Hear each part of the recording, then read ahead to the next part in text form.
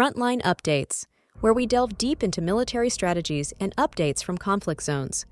Today, we're discussing the progress of the ongoing special military operation as of June 26, 2024. I'm your host, Sharifah Mohammed MGT. I'm Colonel AUC Oguntoye, an infantry officer. Ongoing operations * the Russian armed forces continue their special military operation across multiple regions, with sustained efforts to diminish Ukrainian military capabilities. Welcome back to Frontline Updates, where we dissect the latest in military operations around the world. Today, we're joined by Colonel AUC Oguntoye to discuss recent developments in the ongoing special military operation as of June 26, 2024. Colonel, thank you for being with us today. It's a pleasure to be here. Thank you. Colonel, can you give us an overview of the current status of the special military operation conducted by the Russian Federation? Absolutely. The operation continues across several fronts, with significant engagements primarily in the Donetsk, Lugansk, and Kharkov regions. Our forces have been actively engaging and defeating Ukrainian military units, focusing on degrading their operational capabilities significantly.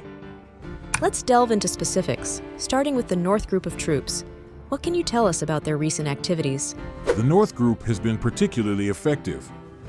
They've engaged a variety of Ukrainian brigades around settlements like Ternavaya and Volchansk in the Kharkov region.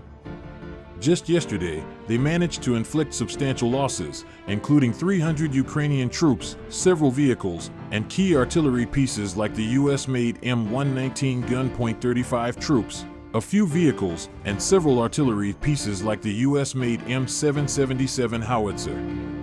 That sounds like a substantial impact.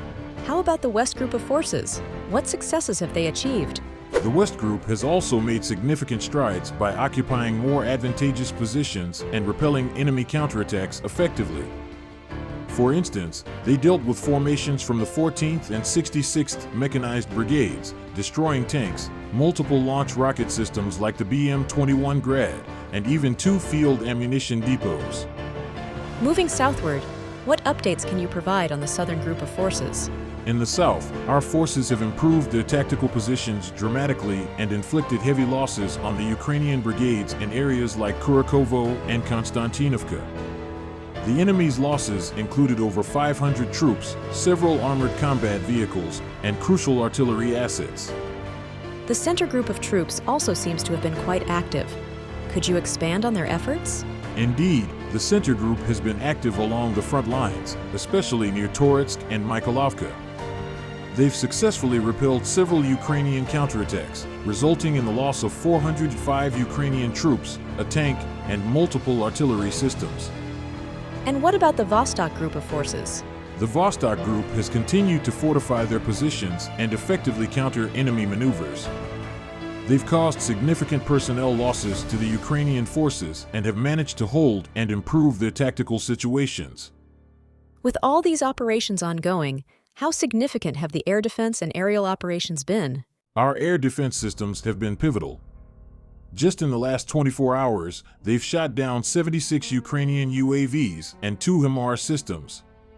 Additionally, our operational tactical aviation and artillery have struck important targets, including HIMARS launchers and UAV preparation sites, affecting the enemy's long-range capabilities. Before we wrap up, can you reflect on the overall impact of these operations on the enemy's military strength? Since the beginning of the operation, we've systematically reduced the enemy's capacity to wage an effective resistance. We've destroyed significant amounts of their military hardware, including over 16,000 tanks and armored vehicles, which speaks volumes about the intensity and effectiveness of our military efforts. Colonel Oguntoye, thank you for these insights. It's been enlightening to hear about the progress directly from the field. Thank you for having me. It's important to keep the public informed about our operations and their outcomes. To our listeners, thank you for tuning in to Frontline Updates. Join us next time as we continue to bring you detailed reports from conflict zones around the world. Stay informed and stay safe. You're welcome.